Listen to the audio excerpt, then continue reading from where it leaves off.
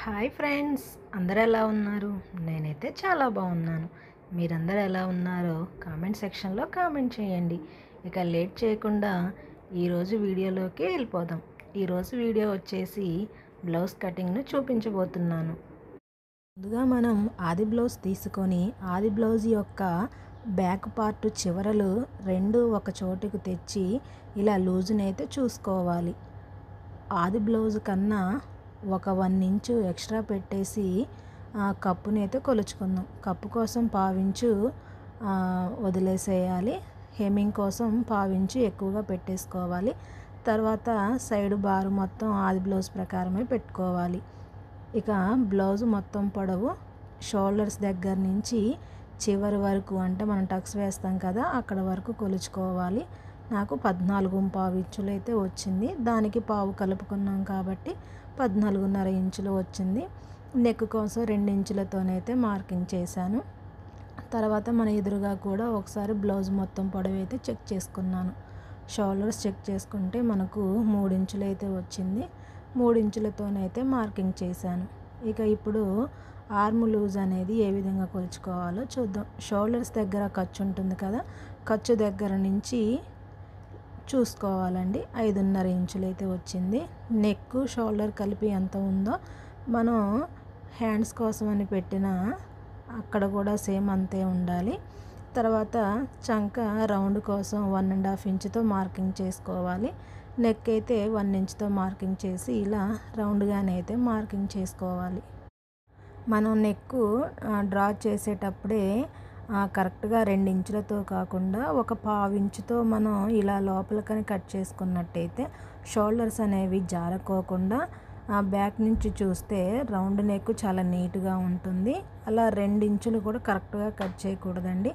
Neck వెడల్పుగా వేసే వాళ్ళకైతే 2 ఇంచులు సరిపోతుంది.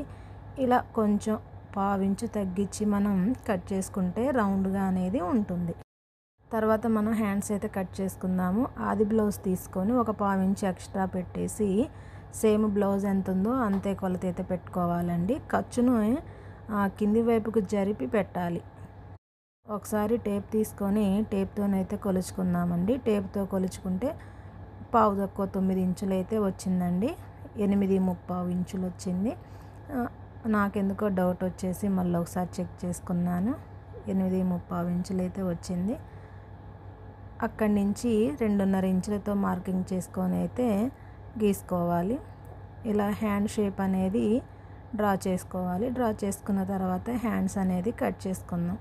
కట్ చేసుకున్న తర్వాత సెంటర్లోనైతే ఒక టక్స్ ఇచ్చేసుకోవాలి. ఫ్రంట్ పార్ట్ కోసమని 2 క్లాత్ల మీద ఇలా క్రాస్ అయితే కట్ చేసుకోవాలి. కట్ చేసిన తర్వాత టక్స్ ఇచ్చేసి మార్కింగ్ అయితే చేసుకోవాలి. ఇలా జాయింట్గా ఉన్న వాటిని కట్ చేసుకుందాం. తర్వాత ఫ్రంట్ పార్ట్ని అయితే కట్ చేసుకుందాం. ఫ్రంట్ పార్ట్ కోసం ఓపెనింగ్స్ అనేవి మన వైపు వచ్చేలాగా చూసుకొని బ్యాక్ పార్ట్ని ఆ క్లాత్ పైన పెట్టేసి షేప్ బెల్ట్ మందం మడుచుకోవాలి. నెక్ తప్ప మిగిలిన పార్ట్ మొత్తం కూడా బ్యాక్ పార్ట్ లాగానే డ్రా చేసుకోవాలి. ఇక బ్యాక్ పార్ట్ను తీసేసి ఆది బ్లౌజ్తోనైతే ఒకసారి చెక్ చేసుకుందాము. ఉక్సుల పట్టీతోని ఫ్రంట్ పార్ట్ని అయితే చెక్ చేసుకోవాలండి. షోల్డర్స్ దగ్గర ఖర్చుతో కలిపి మనం చెక్ చేసుకోవాలి. అలాగే షేప్ బెల్ట్ దగ్గర కూడా ఎక్స్ట్రా కొంచెం పెట్టేసుకోవాలి. ఇలా చంక వైపు కొంచెం క్రాస్గా పావు ఇంచుతోటి కట్ చేసుకోవటానికి లోపలికని కట్ చేయాలి. తర్వాత సైడ్కి కూడా ఎంత ఉందనేది ఒకసారి చెక్ చేసుకొని కట్ చేసుకోవాలి. కొత్తవారు ఎవరైనా ఈ వీడియోస్ చూస్తున్నట్టయితే మన ఛానల్ని సబ్స్క్రైబ్ చేయండి. అలాగే ఒక చిన్న లైక్ కూడా ఇవ్వగలరు. మీరు చేసే ఒక చిన్న లైక్ మాకు ఎంతో సపోర్ట్గా ఉంటుంది.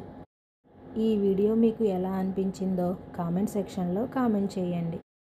ఇలా కట్ చేసుకున్న తర్వాత ఆది బ్లౌజ్ తోటి, అంటే ఉక్సుల పట్టి వైపు ఉన్న వైపు చూసుకొని ఫ్రంట్ పార్ట్ నెక్కునైతే ఒకసారి చెక్ చేసుకుందామండి. కరెక్ట్గా ఉందా లేదా అనేసి. కరెక్ట్గానే ఉంది. ఇక తర్వాత వీటికి ఎక్స్ట్రా ఉందనేసి కట్ చేశాను. ఇక మిగిలిన క్లాత్లో అంచుల వైపు క్లాత్ ఉంటుంది కదా, అది నడుం పట్టీకి వేయటానికి అయితే కట్ చేస్తున్నాను. ఇక ఇదే క్లాత్లోనైతే ఒక షేప్ బెల్ట్ని అయితే కట్ చేస్తున్నాను. షేప్ బెల్ట్ కొంచెం జాయింట్ అనేది పడుతుందండి. షేప్ బెల్టులు లోపలికే ఉంటాయి కాబట్టి మనం జాయింట్స్ వేసినా కూడా ఏమీ కాదు. అందుకని ఇలా ఈ విధంగా చూపిస్తున్న విధంగా అయితే మనం జాయింట్స్ అయితే వేసుకోవాలి. ఇప్పుడు ఒక షేప్ బెల్ట్ మాత్రమే కట్ చేసాము, మనకి 2 కావాలి కనుక ఇంకొక దానికోసం సేమ్ ఇదే షేప్ బెల్ట్ని మిగిలిన క్లాత్ పైన పెట్టి దీనిలాగే మార్కింగ్ చేసుకొని అయితే కట్ చేసుకున్నాం. అప్పుడు మనకి 2 షేప్ బెల్టులు అయితే రెడీ అవుతాయి. ఈ బ్లౌజ్కి నేను క్రాస్ ముక్కలు ఏమీ తీయటం లేదండి. నెక్కి శారీలోని క్లాత్తోనైతే పైపింగ్ వేస్తున్నాను, అందుకని నేనైతే క్రాస్ ముక్కలు తీయలేదు. ఇది ఫ్రెండ్స్ ఇవాళ వీడియో. రేపు మరొక మంచి వీడియోతో కలుస్తాను.